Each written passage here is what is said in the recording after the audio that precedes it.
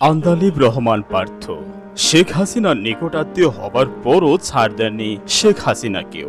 হাসিনার সকল গোপন তথ্য ফাঁসের নায়ক কে এই আন্দালিব রহমান পার্থ? দর্শক, আসুন জেনে নেই। একজন বাংলাদেশের প্রথম শ্রেণীর রাজনীতিবিদ, শিক্ষাবিদ, আইনজীবী ও একাধারে সংসদ সদস্য ছিলেন আন্দালিব রহমান পার্থ। তিনি বাংলাদেশের জাতীয় পার্টি বিজেপি এর চেয়ারম্যান, ভোলা ১ আসনের সাবেক সংসদ সদস্য এবং ঢাকায় অবস্থিত ব্রিটিশ স্কুল অব ল এর অধ্যক্ষ। 1974 খ্রিস্টাব্দের 20 এপ্রিল কোন এক শুভক্ষণে অবিভক্ত বাংলার বরিশাল জেলার ভোলা দ্বীপের একটি সম্ভ্রান্ত বাঙালি মুসলমান খানদানি পরিবারে জন্মগ্রহণ করেন, যারা বলিয়ার তালুকদার বংশ হিসেবে পরিচিত। পার্থের বাবা নাজিউর রহমান মঞ্জুর সাবেক মন্ত্রী, মুক্তিযোদ্ধা, ঢাকা সিটি কর্পোরেশনের মেয়র এবং বাংলাদেশ জাতীয় পার্টির প্রতিষ্ঠাতা চেয়ারম্যান ছিলেন। মা শেখ রহমান শেখ মুজিবুর রহমানের ভাইঝি ও শেখ ফজলুল করিমের বোন। সে সূত্রে তিনি শেখ হাসিনার নিকটাত্মীয়। ছাত্র জীবনে তিনি ছিলেন একজন প্রখর মেধাবী ছাত্র।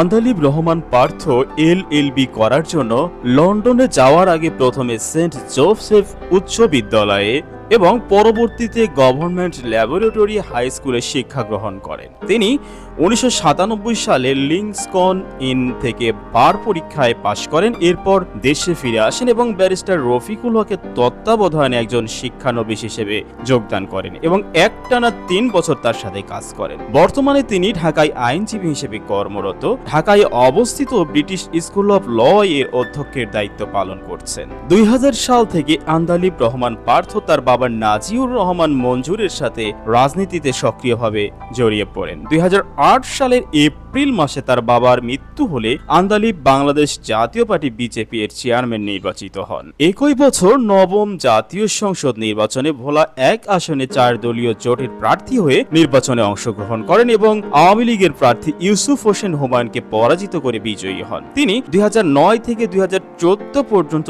সংস্থাপন মন্ত্রণালয় সম্পর্কিত সংসদীয় স্থায়ী কমিটির সদস্য ছিলেন। 2014 সালের নির্বাচনে তার দল বিএনপির নেতৃত্বে নির্বাচন বয়কট করে। 2018 সালের একাদশ জাতীয় সংসদ নির্বাচনে তিনি ঢাকা 17 আসনে ঐক্যফ্রন্ট ও 20 দলীয় জোটের প্রার্থী হয়েছেন। তিনি ঢাকা 17 ও ভোলা 1 আসনে মনোনয়নপত্র সংগ্রহ করেছিলেন।